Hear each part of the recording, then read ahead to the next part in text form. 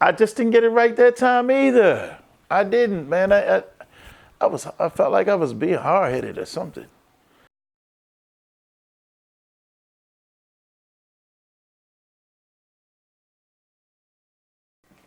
Hey, so look, right.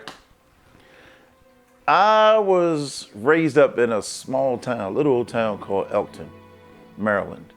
Some call it E-Town. A lot of the young folk call it that now. But I remember growing up on a place called Milburn Street. Milburn Street, yeah. Traumatized. Traumatized. At that time, it was my mother and my father. And I seen a lot of abuse, domestic abuse in my childhood. And from there, when my mother gained enough strength to get away, we then moved to Sheffield Park, where we stayed with my grandmother. And we stayed there. I was always with my grandmother for a period of time. Everywhere she went, I would go. It was almost like a safety net. Then, but Sheffield got a lot of roots there. There's a lot of families that stuck together up there. Families that I still know today. It was just a lot, yeah. It was a lot going on up there that was a good thing. We developed a lot of friendships up there. That was pretty cool.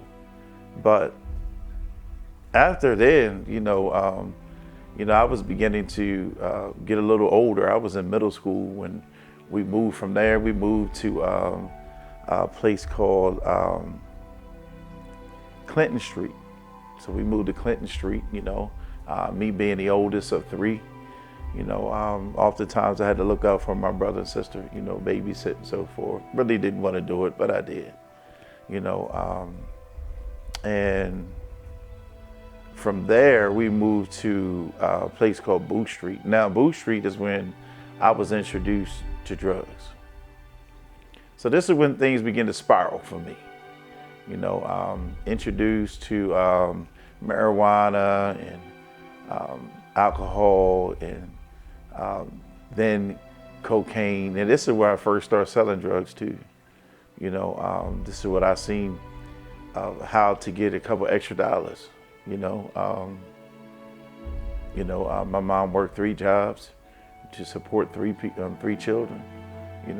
Put a roof over her head and food in her belly, clothes on her backs. It was a little difficult.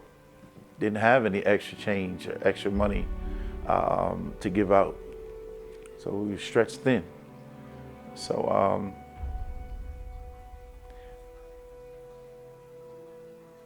I learned how to sell dope, and thought I was good too, till I started using it. We moved to. My mom wanted a better life for us, and she wanted to get us away from that environment, and we moved to a place called Winding Brook. And Winding Brook, it was like, just wide open. There's townhouses and houses out there. It was just a big development, and continued to use drugs recreationally. And it's a big, wide open area, so I began to sell drugs out there and continue to commute back and forth in town. That's what we call it, in town, over to Booth Street and so forth. And then I was introduced to crack cocaine.